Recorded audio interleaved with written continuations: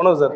Timiri low budget Yuvaraj பைக்ஸில் பார்த்தீங்கன்னா இன்றைக்கி அருமையாக எம்மகார் 2005 லாஸ்ட்டு சிங்கிள் ஓனரு, புது பேட்டரி, 3 வருஷம் கேரண்டி, வண்டி பக்கா கண்டிஷனில் நம்ம 29 ரூபாய்க்கு கொடுக்குறேன், ஃபுல் சர்வீஸில்.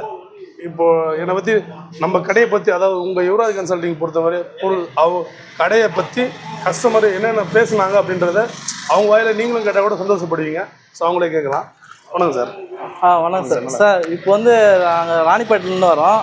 அண்ணன் நாங்கள் இங்கே பைக்கு வாங்கினா யூடியூப்பில் வீடியோலாம் பார்க்குறோம், கம்மியாக ரேட் தரேன்னு. நாங்களாம் அதிகமாக சொல்லுறோம், ஜாஸ்தியாக சொல்லுறோம். நம்ம போகலாமா போகக்கூடாதானே எனக்கு டவுட்டு. என் தம்பி சொன்னால் கம்மியாக ரேட் தராங்க, வேணா போய் பார்க்கலான்னு. அண்ணன் வந்தார், ரேட் ரொம்ப கம்மியாக கொடுத்தாரு. நான் எங்கெங்கோ சுற்றி பார்த்தேன், எங்கேயும் கிடைக்கல இந்த வண்டி.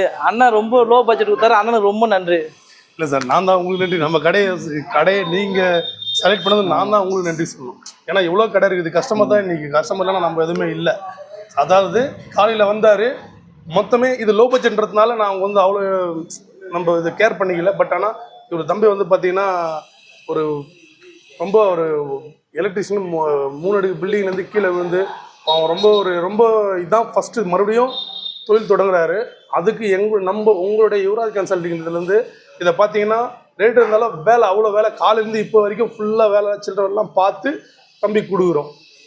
ஏதோ எங்களால் முடிஞ்சு பொருள் உதவியாக நம்ம சொல்கிறீங்களா, ஏதோ முடிஞ்சுது எங்களால் முடிஞ்சது ஒரு நல்ல வண்டியை ஃபுல் சர்வீஸ் பண்ணி கொடுக்குறோம். இதில் லாபம் கூட எதுவுமே லாபம் வேணாம். அதை சொன்னால் கூட நீங்கள் கமெண்டில் தப்பாக கமெண்ட் போடுவீங்க, அது வேணாம். ஸோ நல்ல வண்டி, எனக்கு திருப்தியாக இருக்குது, இதை வாங்குகிற கஸ்டமருக்கு திருப்தியாக இருக்குது.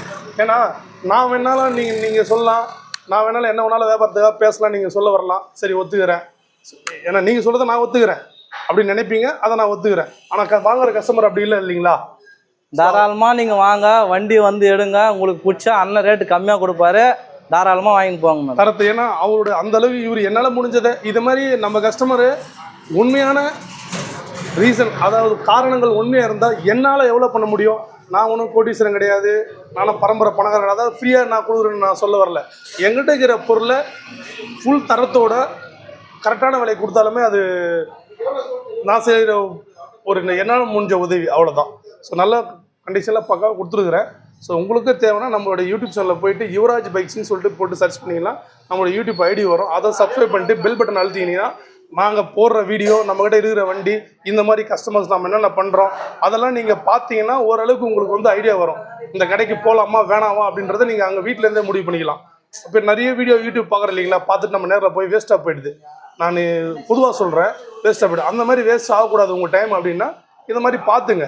நான் எல்லாமே நான் கரெக்டுன்னு நான் சொல்ல வரல. அதை நீங்கள் பாருங்க, கரெக்டாக தப்பாக நீங்கள் முடிவு பண்ணிட்டு கரெக்டாக இருந்தால் கிளம்புவாங்க, தப்பாக இருந்தால் வராதிங்க. ஸோ நன்றி.